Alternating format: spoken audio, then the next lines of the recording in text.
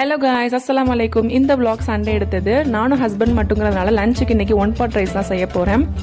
கர்நாடகாவில் ஸ்பெஷலாக இருக்க பிசிபிளாபாத் தான் செய்ய போகிறேன். இது ரொம்ப அத்தன்டிக்கான எனக்கு செய்ய தெரியாது. எனக்கு தெரிஞ்ச அளவுக்கு செய்கிறேன். குக்கரில் 2 கப் அளவுக்கு அரிசி, 1/2 கப் அளவுக்கு துவரம்பருப்பு சேர்த்து நல்லா வாஷ் பண்ணிவிட்டு 4 கப் அளவுக்கு தண்ணி சேர்த்து மஞ்சத்தூள் 1 டீஸ்பூன் எண்ணெய் ஆட் பண்ணி 4 விசில் வச்சு எடுத்துக்கணும். அரிசியும் பருப்பு நல்லா வேகணும்.